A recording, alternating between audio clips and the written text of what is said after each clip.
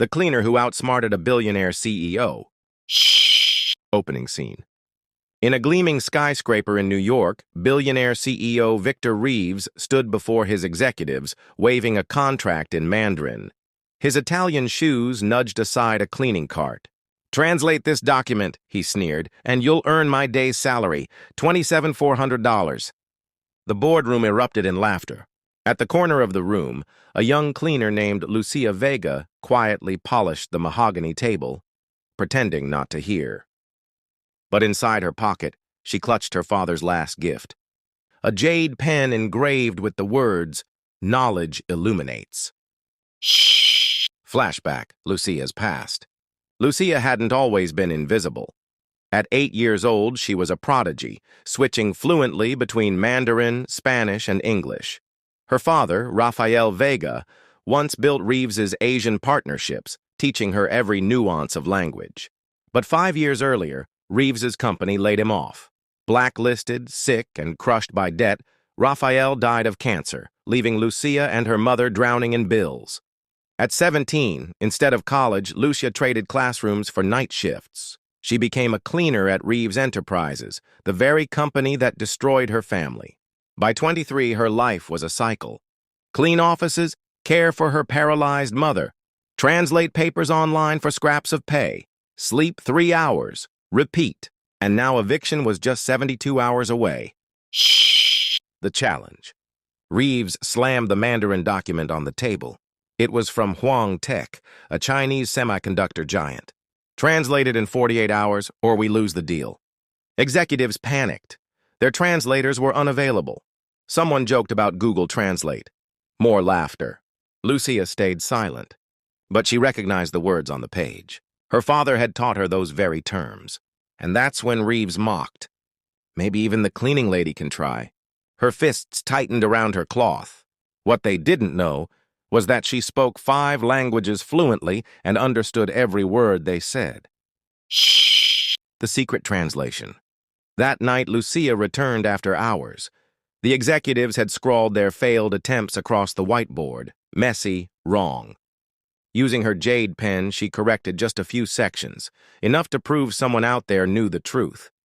She signed it simply, Night Owl. The next morning, chaos. "Who is Night Owl?" Reeves demanded. But Derek Willis, an ambitious VP, erased her signature and took credit for her work. Reeves applauded him. Lucia's small victory, stolen. The pressure mounts. Lucia kept translating in secret. By day, cleaning conference rooms. By night, scribbling notes in bathrooms and closets. But what she uncovered terrified her. The contract included hidden clauses. It would lay off 300 workers, families like hers. Worse, Willis discovered her pen and cornered her. "You're the translator, aren't you?" he whispered, holding it hostage. "Keep quiet, or I'll have your mother deported." Lucia's heart pounded. Her father's last gift, gone. Her secret exposed. And eviction now only hours away. The breaking point. At the final board meeting, Willis presented his mistranslated version, twisting the contract to favor himself. Lucia stood in the back, refilling water, her hands trembling.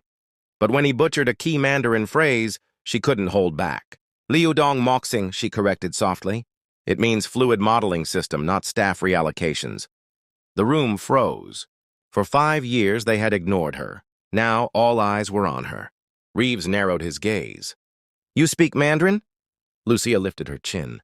"Mandarin, Spanish, English, some Japanese and Korean.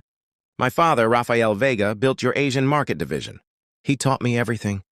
Gasps filled the room. Willis sputtered, "She's lying!" But Lucia calmly pulled up her translation profile, Linguistic Bridge. Hundreds of 5-star reviews, academic and technical papers, all her. The executives stared. Reeves hesitated, then smirked. "Fine, translate the whole document by tomorrow.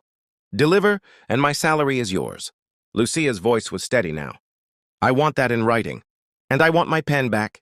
The all-night battle. They gave her a small office. Alone, exhausted, she worked through the night, racing against both Reeves's deadline and her eviction. But Willis wasn't finished. He sabotaged her laptop with coffee, deleting her files. Hours of work, gone. Still, Lucia didn't quit. She rebuilt everything from memory, guided by her father's old research journal. At dawn, she delivered the completed translation. The twist, Huang Tech's test. On video call, Huang Tech's CEO appeared, flanked by an old family friend. Rafael Vega's daughter, he said in Mandarin, smiling. Your father spoke of you. The truth spilled out. Huang Tech had planted ambiguities on purpose. It was a test. They wanted to see if Reeves still had integrity in his ranks. Lucia passed. Willis failed. And when she revealed security footage of Willis sabotaging her, he was escorted out in disgrace. Then Huang Tech made their demand. We will only sign this deal if Ms. Vega oversees it.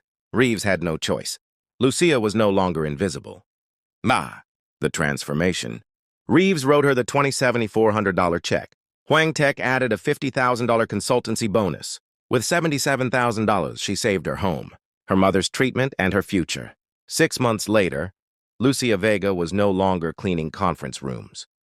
She sat at the head of the table as Director of International Relations. She created scholarships for employees' children. She reformed layoff policies. She promoted hidden talent, janitors, cafeteria workers, security guards, giving them chances just like she had once dreamed of. And her jade pen? It no longer hid in her pocket. It rested proudly on her desk, a symbol of resilience, knowledge, and the bridges she built. Closing hook for audience. Lucia's story is proof. Sometimes the most powerful voice in the room is the one nobody bothered to listen to. Has anyone ever underestimated you? What moment made you finally visible? Share your story in the comments. I want to hear it.